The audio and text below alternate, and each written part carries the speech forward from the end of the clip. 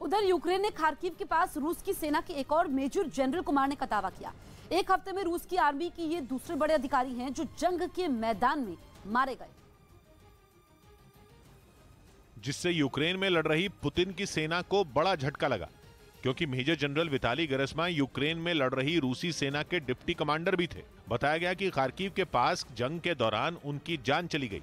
Vitaly Gerasimov रूस की सेना में अपनी जांबाजी और दुश्मनों के दांत खट्टे करने के लिए जाने जाते थे, जिन्होंने इससे पहले भी कई बड़े अभियानों को अंजाम दिया। वो 1999 से 2009 के बीच चेचनिया के साथ दूसरा युद्ध लड़े और रूस को जीत दिलाई। चेचनिया के अलावा सीरिया में भी उन्होंने सेना के ऑपरेशन में अहम भूमिका निभाई थी। इतना ही नहीं, मार्च 2014 में क्राइमिया को रूस का हिस्सा बनवाने में भी वो कामयाब हुए थे। पिछले हफ्ते ही यूक्रेन ने इस युद्ध में रूस के एक और मेजर जनरल आंद्रेई सुखोवेत्स्की को मौत के घाट उतारने का दावा किया था।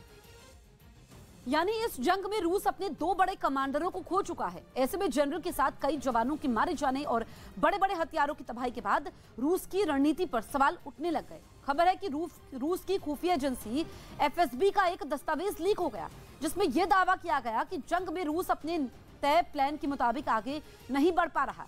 दस्तावेज में रूस के जीतने का काफी कम संभावना है, क्योंकि रूस ना तो इस युद्ध के लिए तैयार था और ना ही इतनी बड़ी पाबंदियों के लिए। और इसी खुफिया रिपोर्ट में भी यह भी आरोप लगाया गया कि पुतिन दुनिया को हिटलर की तरह युद्ध में धकेलना चाहते थे। वहीं रूस के दावों को धता बताते हुए यूक्रेन के राष्ट्रपति व्लादिमीर ज़ेलेंस्की ने सोशल मीडिया पर अपना एक वीडियो शेयर किया और पुतिन को चुनौती दी। ज़ेलेंस्की ने दावा किया कि वो कीव में ही है, जबकि पिछले हफ्ते रूस की तरफ से कहा गया था कि ज़ेलेंस्की यूक्रेन छोड़कर पड़ोसी देश पोलैंड भाग गए। पर वीडियो शेयर करके व्लादिमीर ज़ेलेंस्की ने फिर दोहराया कि वो कीव में अपने दफ्तर में ही है।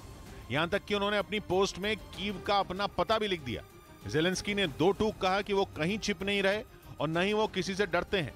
यही बात उन्होंने अपने संबोधन में भी दोहराई। Залишаюсь у Києві, на Банковій, не ховаючись, і нікого не боюсь, стільки, скільки. वीडियो में व्लादिमीर ज़ेलेंस्की आत्मविश्वास से भरे दिखे।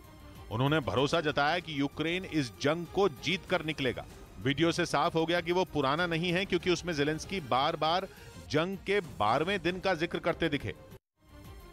तो वहीं यूक्रेन पर रूस की बमबारी और ज्यादा तेज हो गई। इस बमबारी में यूक्रेन का एक एयर डिफेंस सिस्टम जलकर राख हो गया, जिसके सामने आए वीडियो में S-300 एयर डिफेंस सिस्टम आग की लपटों में घिरा दिखा, जबकि उससे उठने वाला धुआं पूरे इलाके में फैल गया।